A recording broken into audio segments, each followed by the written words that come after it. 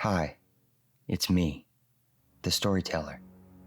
Thank you for joining me. Before we get started, I'd like to mention that this story features two characters I created in previous videos. If you're new here, I highly recommend checking them out first. The links are down below. I'll let you decide if this story is fiction or if it's not.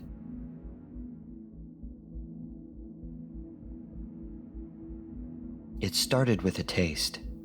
Guests at Bellwether Lodge began complaining just after breakfast. Something metallic in the tap water. Something sour clinging to the coffee and tea. Housekeeping tried to reassure them, but the complaints kept coming. By lunch, a faint odor had spread through the east wing.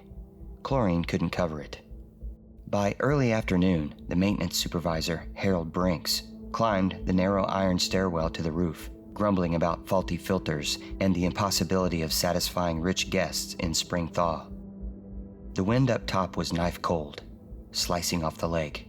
A thin layer of frost clung to the roof tiles, and the steel access hatch bolted into the top of the primary water tank. Curiously, the hatch wasn't locked.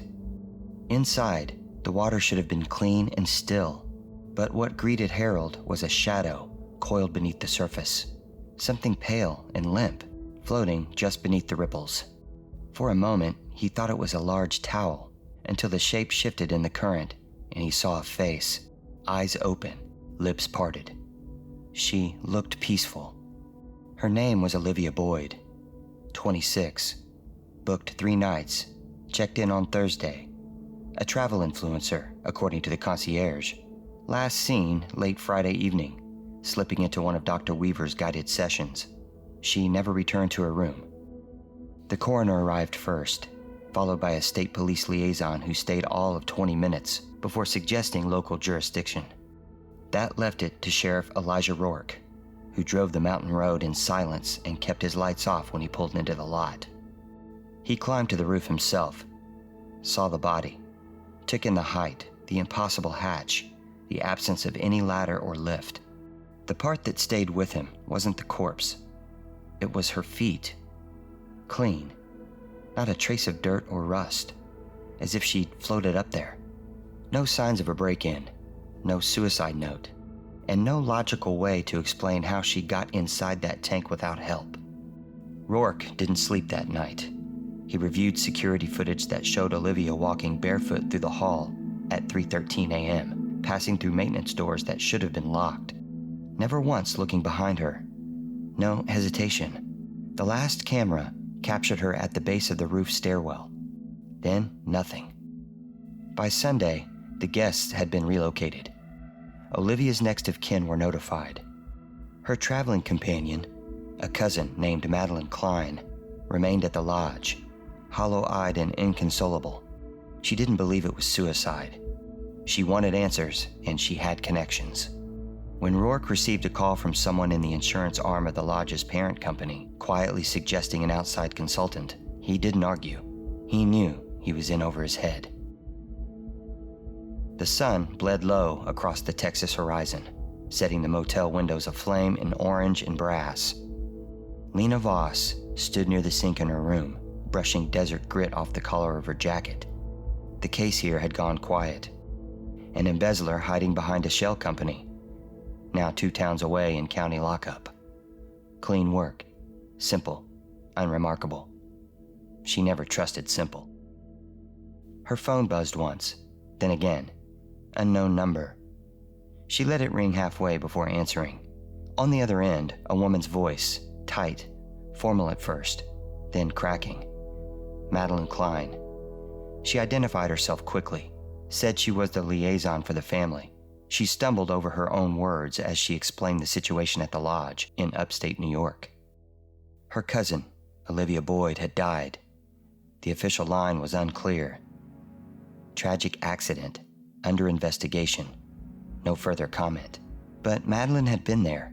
She'd seen Olivia the night before, heard her laughing, drinking peppermint tea. She'd seen the police, seen the tank. She didn't believe what they were saying. The lodge was quiet now, nearly empty, and the local sheriff, while decent, was out of his depth. But someone else had mentioned Lena's name, a lawyer who'd once hired her for a corporate sabotage case in Santa Fe.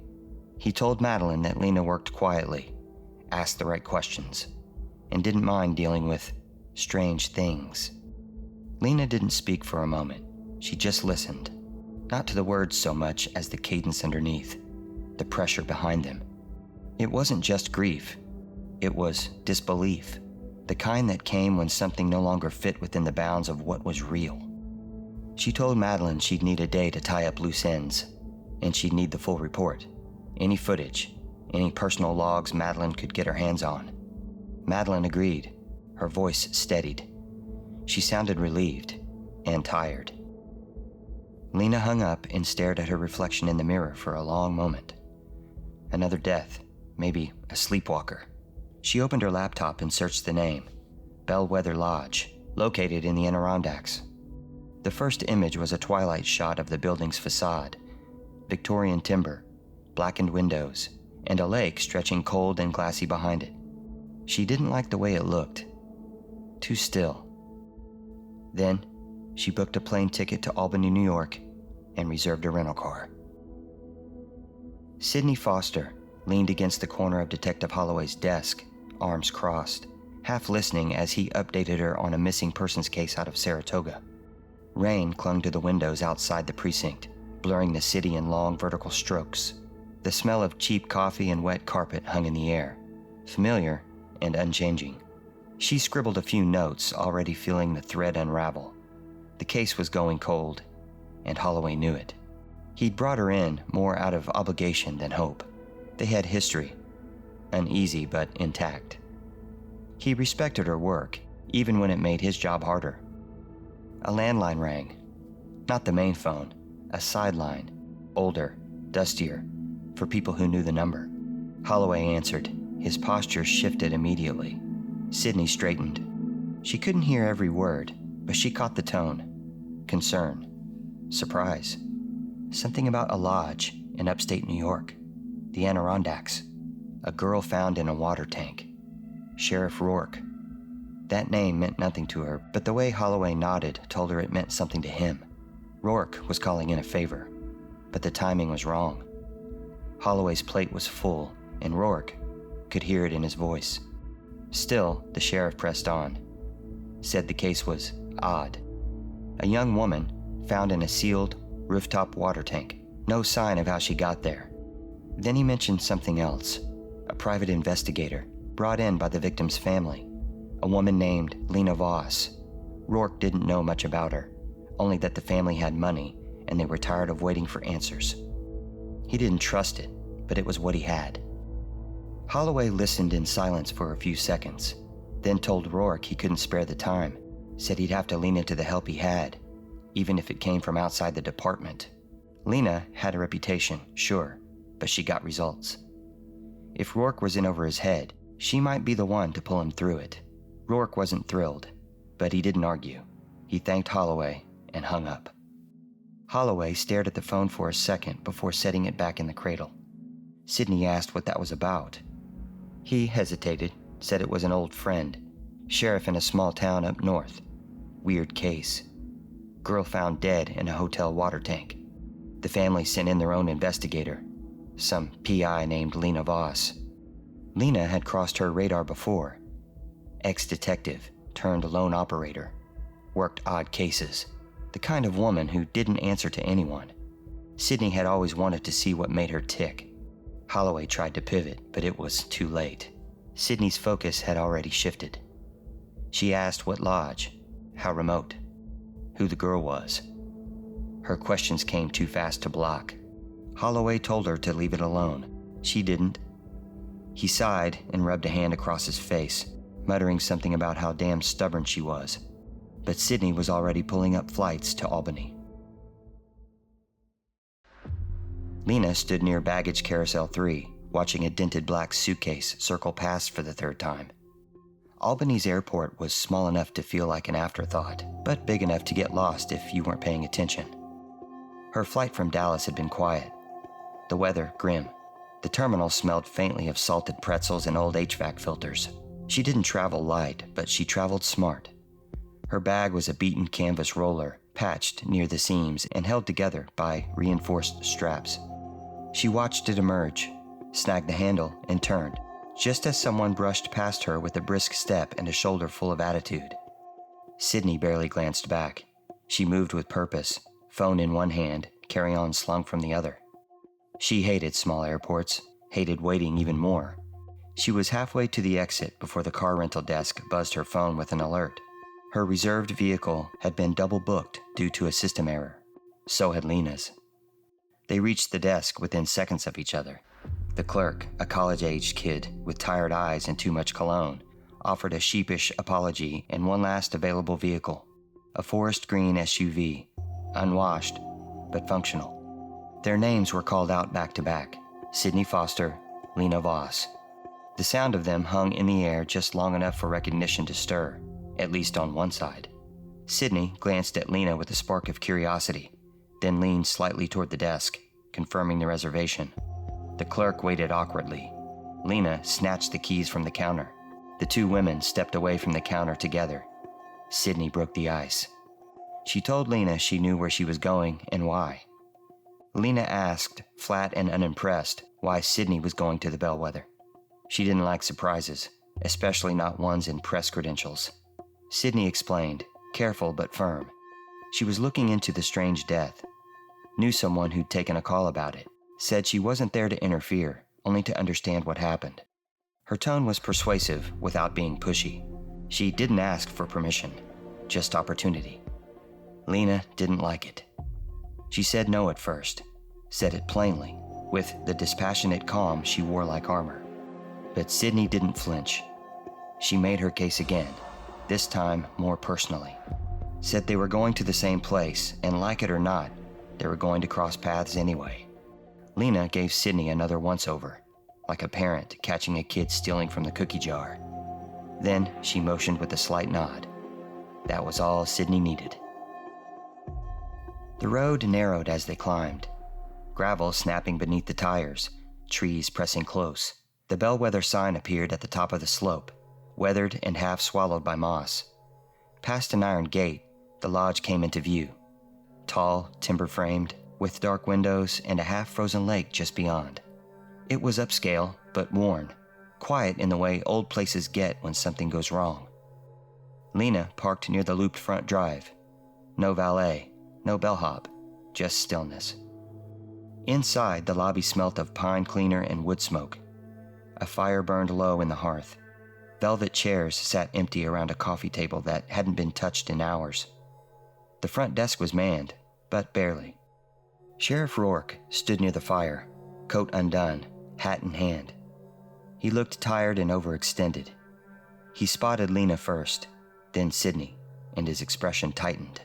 A few guests lingered in side lounges or passed through the halls, but most of the lodge felt deliberately empty, the kind of quiet that wasn't natural. Madeline Klein stepped forward, young, composed, and clearly relieved to see Lena. Her glance at Sydney was more skeptical. She didn't object, but she didn't welcome her either. Rourke approached, cordial but uneasy, addressed Lena directly, and thanked her for coming. His tone shifted when it came to Sydney, polite but distant. Sydney remained calm, unbothered. Madeline spoke briefly, telling Lena she'd gathered everything she could: logs, footage, personal notes. She didn't trust the lodge to keep those things intact. Rooms had already been arranged. Lena's was on the second floor. The only other available suite was adjoining hers. Sydney accepted it without hesitation. They headed to the elevator, suitcases rolling behind them. The lodge felt too still. Its quiet not from peace, but from pressure. Outside, the wind shifted against the windows. Inside, no one spoke. Their adjoining suites faced the lake. Floor-to-ceiling glass offered a view of still water, rimmed with skeletal trees. Inside, the rooms were quiet, a little too warm, and carried the faint scent of varnish over something older, less easily named. Lena didn't waste time unpacking. Her bag landed on the bench at the foot of the bed, still zipped. She sat at the desk with her laptop already open, the hard drive plugged in, files syncing from a folder Madeline had emailed the night before. Security footage, maintenance logs, access timestamps, a floor plan with 3 staff names penciled in at key locations. She started with the hallway video. The timestamp read 3:13 a.m. Olivia stepped barefoot from her room, clad in light sleepwear. Her movements were casual, smooth.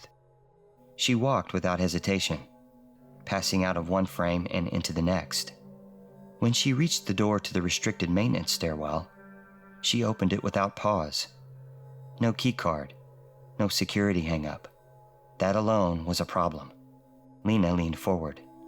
In the small glass panel of the stairwell door, just before it swung shut, a faint distortion moved across the reflection. Not a figure, not human. Just the suggestion of something vertical and metallic behind the glass. It might have been part of the frame, or maybe a ladder propped in place. Either way, it hadn't been there earlier. The footage ended with Olivia disappearing up the stairwell. No return. No further motion until staff discovered the tank nearly 12 hours later. Lena jotted notes in a shorthand only she could read. 1 column for questions, 1 for follow-ups. In the next room, a soft click broke the quiet. Sydney's door opening.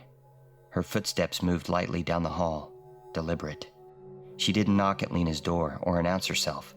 Lena didn't expect her to. Sydney had her own way of working. Indirect, persistent. She would start wide, circle close.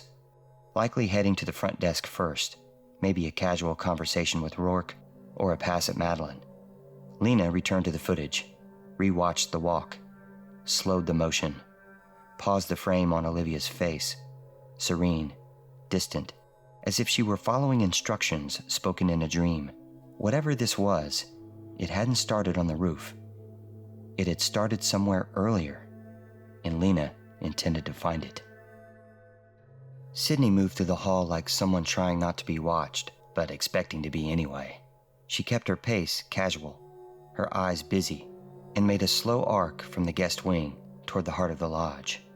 A few heads lifted as she passed, a pair of guests seated in the lounge, a bellhop repositioning firewood.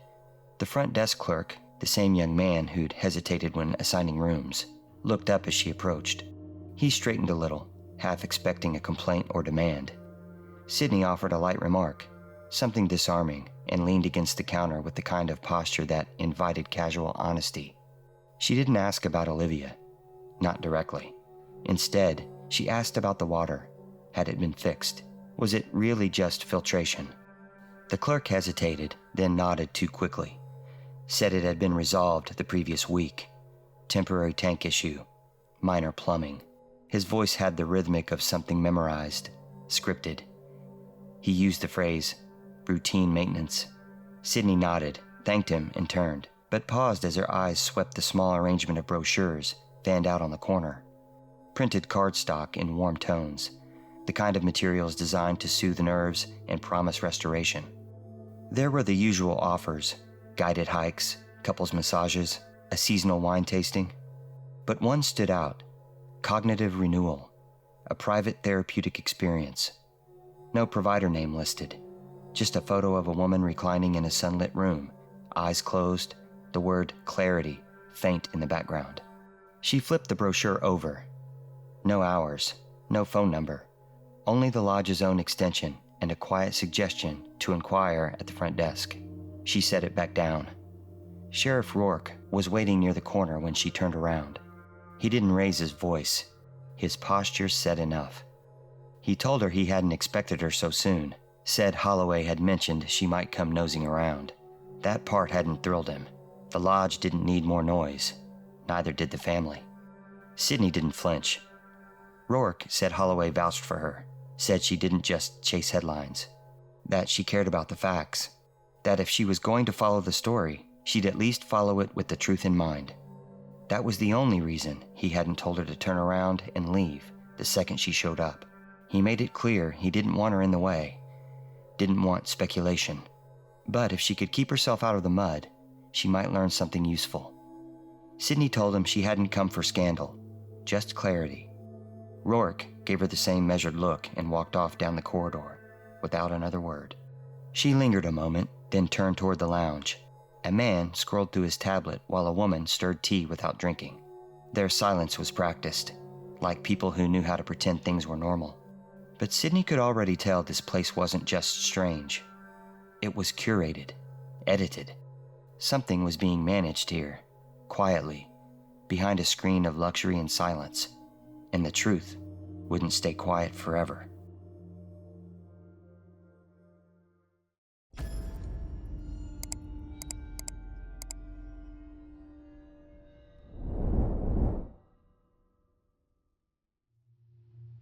Madeline Klein waited in the reading lounge, a quiet space near the rear of the lodge where windows overlooked a stretch of frozen garden. She sat upright in a worn leather chair, teacup untouched on the side table beside her. Her posture was composed, but the kind of composed that took effort.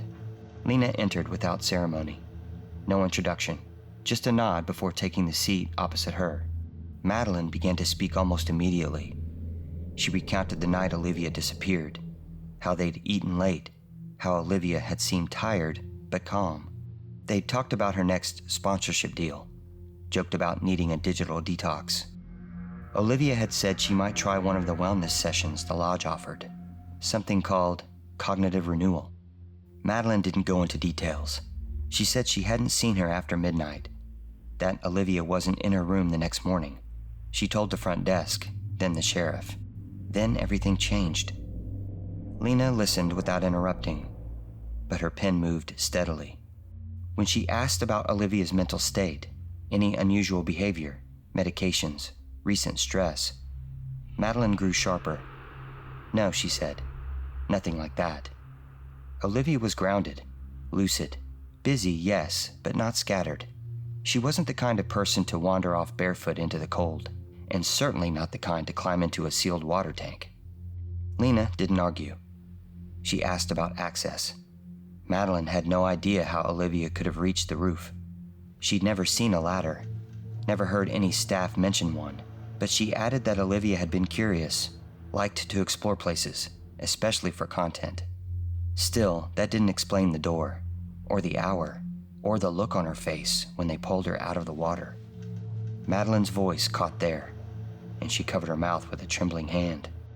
Lena watched, noting the moment. The emotion looked real, but it was the kind of grief that folded in on itself too easily.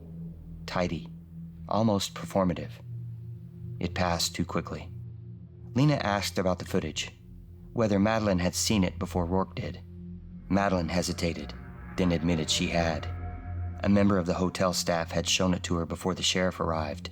She wouldn't say who. Said they were scared of losing their job. She'd made copies right after, knowing it could disappear. She hadn't told the sheriff, not at first. Lena let that sit in the air for a moment. She asked about the session Olivia attended the night before. Madeline didn't say much, just that Olivia had signed up through the front desk, and that the session had been private. No one else was scheduled. She didn't know who ran it, just that Olivia had come back different. Not alarmed, not upset, just quiet. Lena closed the notebook, thanked her, said she might have more questions later. Madeline nodded, eyes damp again, already pulling her coat tighter around her frame, as if that could shield her from the weight she'd just unleashed. Lena walked out slowly, boots clicking on the stone floor. She didn't have proof. Not yet. But she'd been in too many rooms like that. Heard too many timelines told with the same brittle edges. Something about Madeline's story was too clean. And things that clean usually came with a mess waiting to be found. Sydney returned to the front desk just after midday, coffee in hand and curiosity sharpened. The morning had left her restless. Something about the lodge, the measured quiet, the curated stillness, was starting to wear thin. The clerk from the night before was gone, replaced by a woman in her 40s, with the polished calm of someone trained to handle wealthy complaints. Sydney kept her tone light, asked if she could learn more about the wellness offerings, cognitive renewal in particular. The woman brightened, said it was one of their most exclusive services. Not technically therapy, more like a guided introspective experience, offered only by appointment. Sydney asked if she could book one. The woman checked the screen, frowned faintly, then explained that the provider was currently off-site and wouldn't return until later that evening. She offered to take a message. Sydney thanked her and drifted back toward the brochure rack. Same warm cardstock, same carefully vague wording. She tucked one into her pocket and headed for the dining lounge. No one had mentioned a name yet. She slipped into a seat near the fireplace and pulled out her laptop. The lodge's network was predictably sluggish, but she dug until she found it. An archived blog post from a travel site 2 years back. A soft focus photo of a wellness retreat in Vermont. Same phrase, cognitive renewal. The provider wasn't named directly, but a testimonial referenced a Dr. Alex W. That was enough. She cross-checked the name with public licensing boards. No practicing psychologist by that name in New York. Nothing listed in any formal registry. But in the deep corners of professional forums, places where burnt-out therapists whispered about fringe methods and alternative modalities, she found mentions. Dr. Alex Weaver, formerly a clinical hypnotist, once affiliated with a trauma recovery lab near the Hamptons, left the field nearly a decade ago after a lawsuit was quietly dismissed. The nature of the complaint was sealed. Sydney's pulse ticked higher. She scanned the list of clients from the Vermont retreat. Several names redacted. One confirmed as a high-profile entertainment manager with ties to influencer campaigns. Then she saw it. A tagged comment under the post over a year old. Bellwether Lodge is offering Weaver's sessions now. Worth the price if you can get a spot. Sydney leaned back in her chair, the gears already turning. Who had booked Olivia's session? Who had suggested this trip? She already knew the answer. She just didn't know why. The roof was colder than it should have been. Lena stood near the edge of the maintenance platform, wind cutting across the shingles. From here, the grounds looked small, almost ornamental. The lodge cast a long shadow over the water. No one else around. The access hatch to the main water tank had been resealed. Fresh bolts, new padlock. But the path leading up to it, rusted railing, scuffed paint on the metal platform, told its own story. Someone had been here. Recently. She followed the line of frost along the seam of the tank, noting where the metal had been wiped clean. A faint shoe print had been half scraped from the landing, too faint to cast, but enough to clock the size. Small. Bare. She walked the perimeter slowly. There was no ladder, no scaffolding, no movable rig that would have allowed someone, especially barefoot, to reach the hatch on their own. No nearby crates, no utility lift, just a shallow groove etched along the base of the tank where something temporary might have been propped. Lena crouched. There were scrape marks in the gravel, small, angled impressions. Dragged, not wheeled. Whatever had been used to reach the top had been taken away after. She stood again, gaze settling on the door that led back into the stairwell. It was metal, heavy, standard issue, but the glass insert, 4 inches wide, positioned at eye level, stood bore the faint curve of a smudge. Not a fingerprint, something broader, as if someone had stood too close to it, face or hand pressed momentarily before pushing through. She stepped to the edge of the platform and looked up. From this angle, the tank loomed, opaque, sealed again. It didn't feel like a place someone ended up. It felt like a place someone had chosen for reasons no one else could explain. Not chased, not lost, maybe convinced.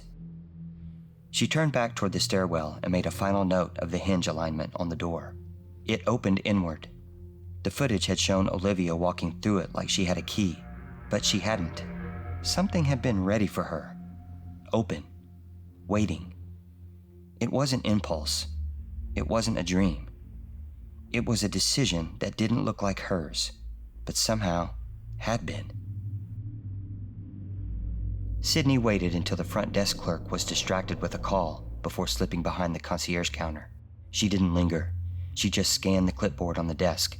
Staff notes, shift schedules, a few check-in sheets from earlier in the week. And there, at the top of a wellness schedule form, was a name. Dr. Alex Weaver. Her eyes locked on it. Same session listed Friday night. Only one guest scheduled. Olivia Boyd. The clipboard vanished back into place just as the clerk turned around. Sydney offered a quick smile, made a casual comment about the storm rolling in, and stepped away. Back toward the lounge, where she opened her laptop and pulled up the file again, she added the name to her notes. Searched it again. Same result. No license, no office, no therapist registry in the state of New York. But the name had weight. Enough for Madeline to recognize it when Olivia had booked. Enough for the lodge to promote it in brochures, but keep it off their official site. Hidden in plain sight. Just vague enough to protect everyone. Sydney leaned back. There'd been no mention of Weaver when she arrived. Not from Rourke. Not from the staff. Not even Madeline. That felt intentional. She stared at the name for a long moment. Weaver. Therapist. Guide. Or something else entirely. And if Olivia had attended the session willingly, what had she left with? Sydney closed the screen. The lodge suddenly felt a little colder. The kitchen was quiet after the lunch rush. Warm tile, the scent of onions and garlic lingered in the air. A single prep cook moved near the back, dicing herbs with practiced rhythm. Lena didn't ask for the manager. She asked for the staff who'd worked late Friday night. A woman in her late 50s stepped out a few minutes later. Thin build, tired eyes, name tag that read, Marcy. She wiped her hands on a towel as Lena introduced herself. Marcy remembered Olivia right away. She said the girl had come in close to 10. Polite, soft-spoken, ordered something light, a fruit plate, chamomile tea. No alcohol, no company. She'd eaten alone near the back window, head down over her phone, but not filming. That struck Marcy as odd. Said most of the social media types couldn't take a bite without recording it. When she brought the check, Olivia had looked up and smiled, but something about her eyes didn't match. Not tired exactly. Not upset. Just off, like she wasn't entirely present. Marcy assumed she'd had a long day. Lena asked if she'd mentioned plans or where she was headed. Marcy hesitated, then nodded, said Olivia had mentioned trying something new before the night ended, something in the West Wing. There wasn't much in the West Wing. A few private offices, storage, some of the older spa rooms that had been renovated into meeting spaces, and the staircase that eventually led to the upper maintenance level. Lena thanked her and stepped back out into the hall. The West Wing hadn't been mentioned by Madeline. Not once. And if Olivia had eaten with no alcohol, no strange behavior, and said she was trying something new, then whatever changed her had started after the last bite. The hallway outside their rooms had gone still. The lodge lights dimmed automatically in the evening, casting long amber shadows across the pinewood floor. Sydney came around the corner fast, shoulders tight, laptop tucked under her arm like a shield. Lena stood near the elevator, arms crossed. Sydney didn't start with pleasantries. She said she had the name, Dr. Alex Weaver, had traced him through the old therapist boards, backdoor forums, even a sealed lawsuit. No license, no record, but he'd worked high-end retreats, had clients with money, and Olivia had been on his calendar the night she died. Lena didn't flinch, just asked where she got it. Sydney said the front desk, same clipboard Lena had walked past earlier. That got a reaction. Subtle, but sharp. A muscle in Lena's jaw tensed. Sydney tried to soften it, said they should compare notes, pool what they had, that they'd get farther if they weren't walking in opposite directions. Lena's voice came low and flat. She said Sydney didn't need to get farther. She wasn't part of the case. Sydney took a breath, then said it. She'd heard about the Oregon case, the coastal one. Said it was hard to find information on it. But the whispers always circled back to one name, Lena Voss. Something about a woman in a boat. Ritual marks, salt around the eyes. Then she asked if that one had been personal too, or if Lena just liked chasing ghosts. Lena stepped in close. Too close. Her voice stayed calm, But it had weight now. She said she didn't chase ghosts. She buried them. Then she said that Oregon wasn't a case. It was her mother. Sydney blinked, didn't speak. Lena went on, said she wasn't interested in collaboration.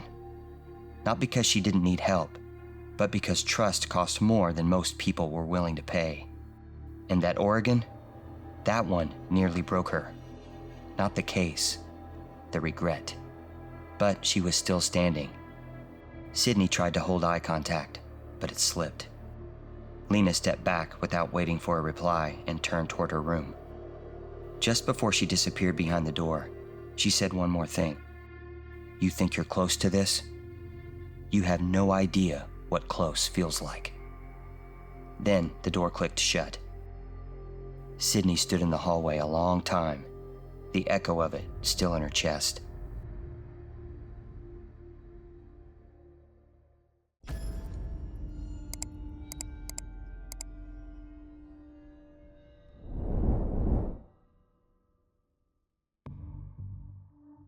The west wing of the lodge was colder and quieter than the rest. The polished floors gave off a faint chemical scent, and the overhead lights hummed as Lena and Sydney stepped around the final corner. Waiting by a plain, unmarked door was a man in navy coveralls with thinning hair and a tired posture. His name, Brinks, was stitched on a worn patch above the chest pocket. He gave Lena a nod and produced a ring of keys without a word. Lena had arranged this meeting in advance. Through Rourke. Brinks unlocked the door and stepped inside. The closet was narrow, lined with wire shelves stacked in uneven rows, towels, industrial cleaners, old light bulbs. It didn't look like much, but Lena moved like she knew it mattered. She crouched near the back, shifting aside a mop bucket. Behind it sat a folded utility stepladder. Not lodge issued, it still had a peeling barcode sticker on one of the aluminum legs. The rubber feet were worn down. On the second rung, faint and half lifted in the dust, was the partial outline of a bare footprint. Sydney hovered just behind her, watching more closely now. Lena followed the scuff marks across the floor. Thin grooves where the ladder had been dragged out and then put back. She straightened, stepped to the doorframe, and swept her flashlight across the trim. There was no tag, no room number, just the hidden ladder, placed out of view. The path was clear. Someone had prepared this, left the pieces in place. Olivia had never needed to improvise. Behind them, Brinks spoke up. He said the ladder wasn't his, wasn't anyone's, officially. Claimed it had been there for a few days. He'd assumed it belonged to a contractor or a vendor. Said he never thought to remove it. No one really used this hallway. Lena asked who had keys to this area. He hesitated, then listed a few departments. Housekeeping lead, front desk, maybe one of the night shift guys. When she said nothing else, he took the silence as dismissal and turned to leave, boots squeaking lightly as he disappeared around the bend. Sydney stayed a moment longer, watching Lena absorb every detail with an almost brutal clarity. She made no effort to hide the fact that she was impressed. She didn't say it out loud. Lena, still focused, made it clear she wasn't chasing recognition. She was chasing structure, patterns, things that didn't move unless someone pushed them. Sydney gave a faint smile. Lena stopped at the stairwell door. She mentioned it was time to speak to the man who'd created the pattern Olivia had followed. Then she opened the door. The hallway near the lodge's private wellness suites had been redressed in New Age tranquility. Dimmed sconces, essential oil diffusers, neutral tones designed to settle the pulse. But Lena's heartbeat didn't slow. She walked with purpose, Sydney just behind her. At the end of the corridor, a frosted glass door stood ajar. Behind it, a man's voice spoke in a low, deliberate cadence, almost metronomic. A staff member emerged moments later, blinking slowly, their expression unfocused, then overly polite. They moved past Lena and Sydney without acknowledgement. Inside, Dr. Alex Weaver stood beside a reading chair, posture fluid, attire pristine. He greeted them without surprise, folding his hands lightly, as though this was just another consultation. He didn't ask who they were. He already knew. He didn't act concerned, just curious. Lena didn't introduce herself beyond a professional mention. Sydney gave less. They said they had questions about Friday night, about Olivia Boyd. Weaver's response was calm, the words chosen for effect more than content. He claimed to remember her, said she had requested a private session, one of many, said the lodge promoted cognitive renewal as a personalized experience, designed to relieve anxiety, to reframe stress. Weaver said Olivia's session had been held early Friday evening, not long after dinner service started. He described her as relaxed, receptive, and curious. Nothing unusual. He described his method in abstract terms: introspection, relaxation, visualization, emphasis on release. He said Olivia had seemed open to the process, receptive, calm. When asked about the hours that followed, he claimed he'd left the lodge shortly after the session and returned to a nearby rental cottage. Alone, but reachable. He added casually that no one questioned his whereabouts until now. He gave no details about what Olivia said. No recording, no written notes. Said sessions were confidential by design. When Lena pressed, carefully, clinically, he didn't bristle. He shifted, said he wasn't sure what they were implying. His voice never rose. Each sentence was designed to turn inward on itself, leaving nothing to hold on to. Sydney asked how many guests he saw that week. He gave a number, lower than they expected, said some had canceled due to the weather. Lena asked where he'd been the night after Olivia died. He didn't hesitate, said he'd gone home early. No one had asked him to stay. Sydney watched him closely, tried to find a tremor beneath the polished surface, but there was nothing. Lena, on the other hand, saw it. Not a twitch, not a stumble, just a pause, barely half a second when she mentioned the latter. His eyes narrowed by a fraction. His smile didn't slip, but it stopped being real. They left before he could recover it. Outside the suite, Sydney said she didn't trust him. Lena said she didn't need to. She only needed him to slip. And he just did. The storm had long since passed, leaving behind a heavy stillness. Sydney lay beneath the thin lodge blanket, curled onto her side, one hand tucked beneath her cheek. Her phone sat dark beside the lamp. A low click echoed from somewhere beyond her room. A door, or maybe the elevator, stalling at a floor. She blinked, half awake. Nothing. Just the whisper of wind sliding along the building's walls. The digital clock read 3:17 a.m. Then came the soft scrape of metal. Her door, unlatching, slowly. She didn't move at first, not trusting what she heard, but the sound of hinges turning brought her upright. Across the room, the door eased open. A man stood in the doorway, the hall light spilled behind him, outlining the familiar frame of the front desk clerk, Paul. But his face was wrong, blank, slack-jawed. His eyes stared without blinking, his hands clutching something at his side. He stepped into the room. Sydney's voice caught in her throat. She pushed herself up, fumbling for her phone, but he was already moving. His movements were strangely fluid, like a sleepwalker mid-dream. His eyes were grim with intent, but vacant. She tried to shout, but barely gasped as he climbed onto her bed, shoving her down with surprising strength. One hand gripped her wrist, the other pressed against her throat, not crushing, but firm enough to choke off her scream. His voice was low and rhythmic, repeating a single phrase she couldn't fully process, over and over.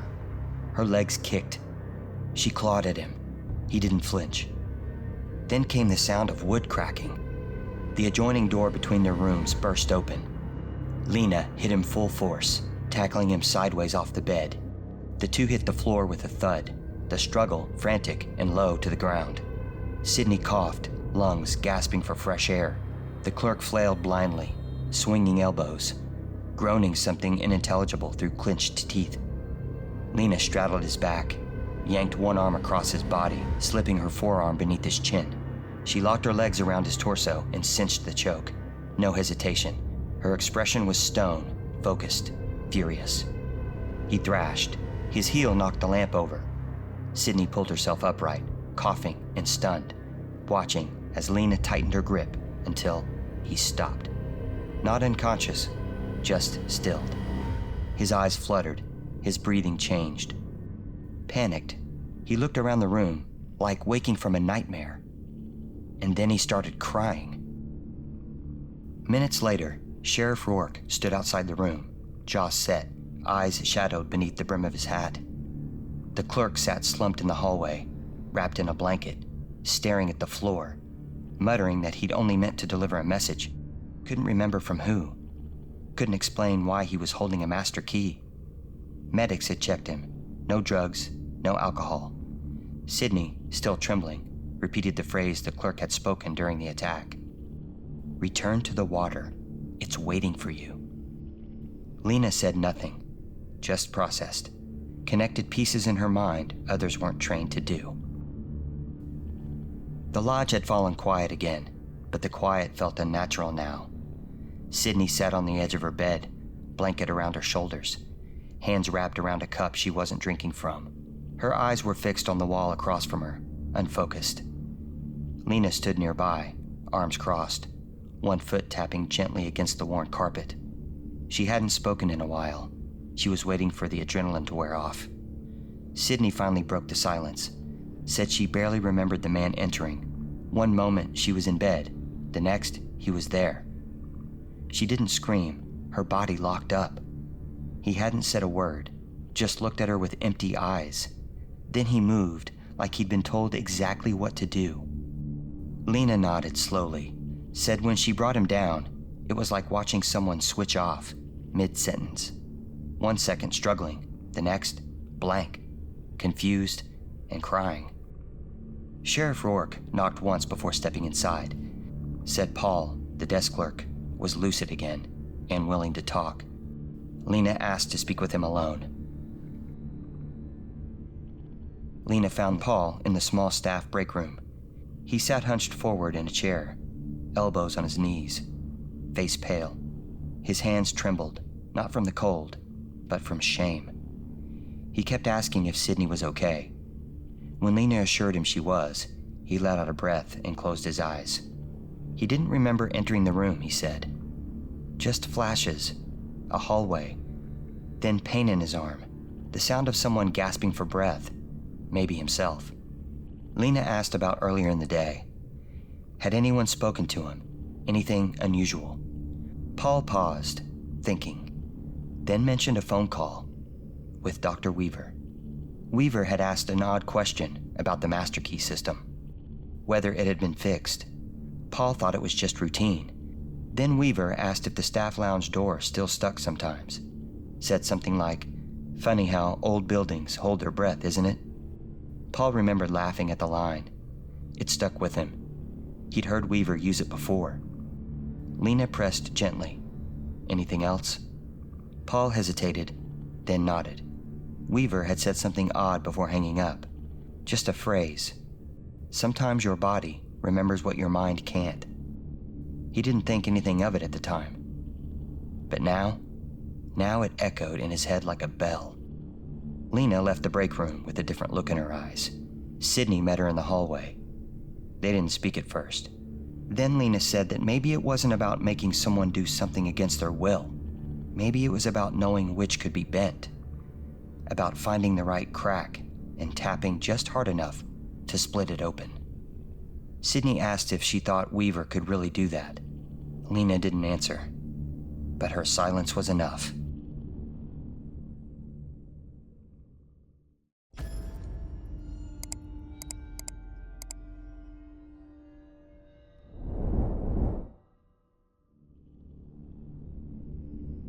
The stairwell was narrow and deep, and the air grew colder with every step. Lena moved quickly, her flashlight sweeping across the walls, exposing flanking paint, rusted fixtures, and long stretches of forgotten tile. Brinks led them to a heavy door with chipped blue paint and handed over the key without a word. His hands were shaking. He said Weaver had been using the old spa wing for private sessions, that he'd asked to borrow it for guest recovery work, whatever that meant. Brinks had seen no harm in it. The space was sealed off, under renovation. No one else ever went down there. Rourke opened the door, and the three of them stepped into the darkness. The hallway beyond was littered with stacked tiles and drop cloths. The floor beneath their boots crunched with old grout and dust. Light from Lena's flashlight caught the corners of half-demolished rooms, sunken massage tubs, drained therapy pools, hollow treatment chambers. But further down, past a curtain of hanging plastic sheeting, the space changed. It was quiet, clean, undisturbed. Tucked between the broken spa rooms was an office, untouched by the demolition. The door was slightly ajar. Lena pushed it open. Inside, the light from a small desk lamp cast a pool of gold against the stale gray walls. A metal desk stood at the center of the room, cleared except for a laptop, a closed file folder, a steno pad with scrawled notes, and a single coffee mug half full. A whiteboard leaned against the far wall, blank, but faint ghostwriting could still be seen beneath the erased surface. Lena moved to the desk. Rourke stayed at the door. She flipped open the steno pad. Phrases jumped out at her. Anticipatory recall. Controlled context exposure. Klein. Confirm beneficiary. She didn't say anything. Not yet. From further inside the spa wing, down another corridor, came a voice. Measured, calm, unmistakable. Weaver. Then another voice, quieter, frantic. Madeline. Rourke looked at Lena. She gave a single nod, then moved forward, stepping through the shadows toward the final room, the heart of it. They were no longer searching. The room at the end of the corridor looked almost untouched. Soft light pooled from a floor lamp set in the corner, casting long shadows along the walls. A massage table stood in the center, draped in a pristine white sheet. A low cabinet sat beneath a frosted window, its surface lined with folded towels, and a kettle that hissed with lingering steam. Madeline stood near the wall. Her arms crossed slightly across her chest, rocking slightly. Her eyes were rimmed with red. She didn't look at anyone. Weaver sat calmly on a small upholstered stool, legs crossed, one hand resting over the other. His sleeves were rolled to the elbows, his posture precise. When Lena and Rourke entered, he looked up, not startled, not defensive, just prepared. Rourke lingered at the door. Lena stepped forward, scanning the space. The table was set like it had never been touched, the lighting deliberate, the mood sterile. Behind Weaver was a small desk with a notebook, a single mug, and a speaker emitting a faint ambient hum, barely perceptible, but rhythmic. Weaver began speaking softly. He said he understood that things upstairs had grown tense, that he and Madeline were simply waiting for the situation to settle. His tone was calm, soothing, as though they'd interrupted a meeting rather than tracked fugitives.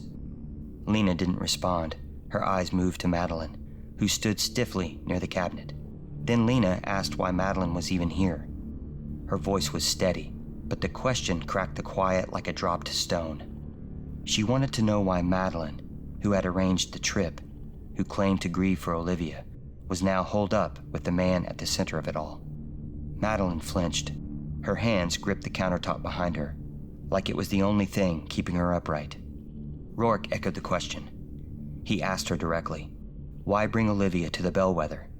Why suggest the dates, the lodge, the sessions? And why, after everything, was she hiding with Weaver? Madeline didn't speak. Her eyes flicked to Weaver and back to the floor. Weaver answered instead. He said Madeline had needed support, that she'd experienced stress, that the spa space below the lodge provided quiet, time to reflect. Lena stepped closer. She asked if Weaver remembered speaking to the desk clerk, Paul, earlier that day.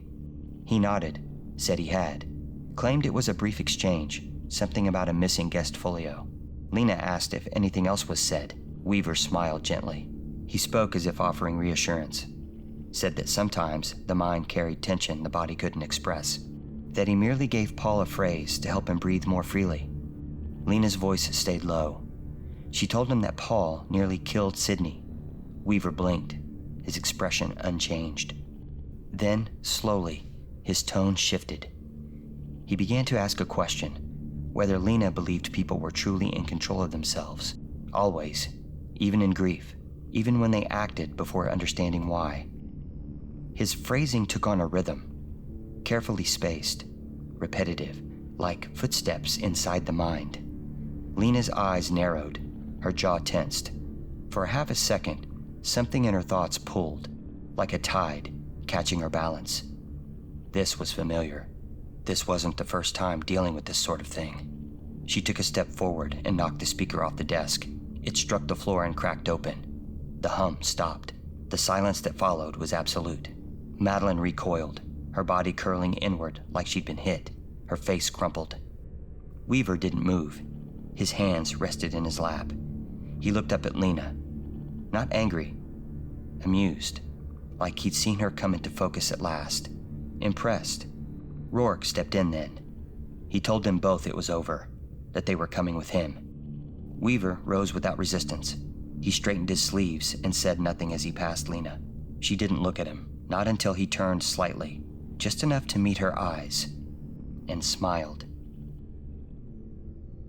The call for backup crackled through Rourke's radio as they made their way up the service stairwell. The lodge above was stirring with the earliest signs of morning, sunrise bleeding faint gold and blue through the narrow hallway windows. The air had shifted. It was no longer still. Weaver walked ahead of them, hands relaxed at his sides, his pace steady. Madeline followed behind, face pale, eyes locked on the floor. She hadn't spoken since the confrontation below. Rourke stayed close behind them, watchful but calm. Lena brought up the rear, every step heavy with tension. They were nearly to the main level. Just one last flight, and then the lobby. At the final landing, it happened. Weaver stopped short, then turned with sudden force, driving his elbow back into Rourke's side. The motion was fast, surgical. In the same breath, he lunged, grabbing for his holstered sidearm. Rourke shouted, grappling with him against the wall, one hand locked around Weaver's wrist. Madeline screamed and stumbled back against the stairrail. Lena reached instinctively for her own weapon as the two men struggled in the tight stairwell. She shouted for Weaver to stop, but couldn't get a clean shot. They were too close, twisting, fighting for control. Then came the crack of a misfired round, a single shot into the floor, the sharp pop echoing up the stairwell, and Weaver broke free. Gun in hand, he shoved off the wall and bolted up the final steps, crashing through the lobby door and vanishing into the morning light. Lena didn't hesitate. She shouted for Rourke to hold Madeline, then charged after him, her weapon now raised. A few guests had begun to gather near the front desk, still in coats and slippers. They froze as Weaver burst through the stairwell door, one arm raised, Rourke's pistol clenched in his hand. His face was pale but focused. Sweat at his brow, his breathing shallow but sharp. He didn't speak, he just scanned the room and saw Sydney. She had just stepped off the elevator, hoodie drawn tight, heading for the desk, her eyes locked with his, and before she could react, he crossed the lobby in 3 long strides and grabbed her, pulling her close, the pistol pressed against her temple. Guests screamed and scattered, some ducking behind chairs, others bolting for cover behind columns and stair railings. A deputy, early 30s, wide-eyed, had just arrived, stood near the entrance with his weapon already drawn, voice low and urgent, commanding Weaver to stop. Weaver ignored him. Then Lena entered, gun raised. She took in everything in a breath. Sydney held tight, the gun shaking slightly in Weaver's grip, the fear in her eyes muted with fury. She'd seen too much, fought too hard. She stepped forward slowly, one hand out. Behind her, Rourke rushed in with Madeline, who was half dragged, half stumbling. For a moment, everything held. Then, Paul stepped into view. He'd been lingering near the concierge stand, silent, guilt heavy on his face. But when he saw Weaver with the gun pressed to Sydney's head, something in him cracked. He took a half step forward, voice shaking but clear enough to carry. He called out to Weaver, said his name. Weaver's head turned, just for a second, and Sydney moved. She drove her elbow hard into his ribs, twisting her body away. The gun wavered. His balance slipped. Lena fired. One shot. The impact took Weaver into the center of the chest. He staggered back, eyes wide, releasing Sydney as he crumpled to the floor between two lounge chairs. Silence fell again, broken only by Sydney's gasp for air and the soft clatter of the gun skidding across the tile. Lena stood still, smoke curled from the muzzle of her 9mm. Her heartbeat pounded in her ears, but her hands didn't shake. Weaver didn't move. He was dead. Behind her, Rourke picked up his weapon and gave the order. The cuffs snapped around Madeline's wrists with a finality that left no air in the room. She didn't fight. She only whispered something that no one could hear, then lowered her head and closed her eyes. The lake lay beneath the morning sun, a flat sheen of silver and gold, broken only by the occasional ripple. Lena sat on a weathered bench, overlooking the shoreline, the final case file resting on her lap. Rourke had handed it to her after the reports were complete. No more theories, no more loose threads, just what remained. Madeline had signed Olivia's name onto dozens of forms over the years. Hotel bookings, agency documents, brand disclosures. The life insurance policy Madeline had taken out on Olivia had been slipped in among them. Another piece of paperwork buried in trust. Olivia had signed without reading. She always did. The policy named Madeline as the sole beneficiary. The payments had come from Olivia's own accounts, gradually siphoned and converted into cash. Enough to hire someone like Weaver, enough to turn a thought into a plan. But it was Weaver's session that sealed it. He'd scheduled it late, well after dinner. A private restorative cognition consult, framed as wellness. Olivia checked the box during check-in. She believed it was a feature at the lodge, like yoga or massage. Nothing harmful. Inside his notes, Lena found the truth. Cold, procedural. Disassociative suggestion achieved within 22 minutes. Subject complaint under tiered phrasing. Symbolic re-entry via aquatic threshold approved. He hadn't hypnotized Olivia in the cartoonish sense. He'd guided her into a detached state, dislocated from emotion, conditioned to respond to key phrases and stress cues. He'd planted a behavioral trigger, linking calm and resolution to the act of climbing, entering, submerging. The tank became a solution, not a threat, a return to safety. The ladder had been waiting. Olivia had found it, because she was meant to. A partial footprint remained on the second rung. The hatch above the tank had been left unlatched, open, inviting. She climbed barefoot, detached, compliant. She entered the tank. The hatch closed, whether by gravity or by her hand. It shut her in. No sign of a struggle, no call for help, just silence and water. Behind Lena, the lodge door eased open. She didn't turn, but she knew it was Sydney behind the rhythm of the steps. Sydney sat down beside her, tugging her coat tighter. Her face was tired, but less guarded now. For a while, they just listened to the wind shift across the trees. Sydney thanked Lena for saving her life. Twice. Then a joke, half serious, about how she didn't expect to leave the bellwether alive. Lena cracked a smile and softly chuckled, finally looking over at her. Responded that she hadn't expected Sydney to be useful either. But there was a flicker in her tone, a shift in her expression. It wasn't sarcasm, it was recognition. Then Sydney said something. She said this was the second time she'd been pulled into something that didn't make sense on paper. The kind of case that danced at the edge of the explainable. Both times, the truth had teetered towards something strange, almost paranormal. Lena responded, said she'd seen others like it. Maybe not identical, but close. Enough to know these kinds of things, the things no one believes, don't only happen here. Sydney looked over at her then, said something like, "Then maybe you don't have to handle the next one alone." Lena didn't dismiss it. She didn't retreat into silence. She just nodded once and said something just above a whisper. Something like, "If duty calls, maybe." They sat a little closer after that. The space between them no longer held tension. The lake reflected the sky, still and pale. Not a ripple left from what it had taken, only what it returned.